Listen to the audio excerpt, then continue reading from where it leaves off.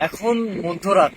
আমি আছি মৌলানা ভাসানী সেতু অর্থাৎ চিলমারি হরিপুর সেতুতে।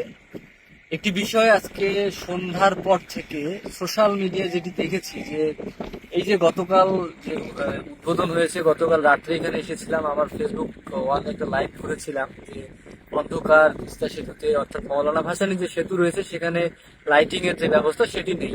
সবশেষ আজকে সন্ধ্যার পর আমি যেটি ফেসবুকে দেখলাম যে একটি পক্ষ বা কে বা কাহারা কিছু বৈদ্যুতিক কেবল চুরি হয়ে গিয়েছে। আসলে এটা কেমন ভাই, একটা নতুন সেতু উদ্বোধন হচ্ছে, এই সেতুর লাইটিং এর যে কেবল, বৈদ্যুতিক সংযোগের যে তার, সেইগুলো ছিনতাই হয়ে যায়, চুরি হয়ে যায়। এর মতো আসলে হতভাগা বা দুর্ভাগ্যের বিষয় আসলে আমাদের উত্তরাঞ্চলের মধ্যে মনে হয় কোথাও নেই। এত বড় একটি সেতু, 1490 মিটার, সেই সেতু উদ্বোধন হলো। সেই উদ্বোধনও করলেন একজন উপদেষ্টা।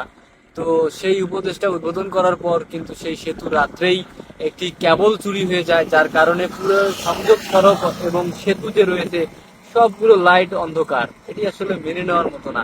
আমি বিনীতভাবে অনুরোধ করব সংশ্লিষ্ট সেতু কর্তৃপক্ষের কাছে যে যত দ্রুত সম্ভব এই মৌলানা ভাসানী সেতুতে আহ, দ্রুত যে লাইটের ব্যবস্থা সেটি যত দ্রুত সম্ভব আহ, দ্রুত এই কাজটি শেষ করা দরকার। আর আরেকটি বিষয় বলবো, এখন যেহেতু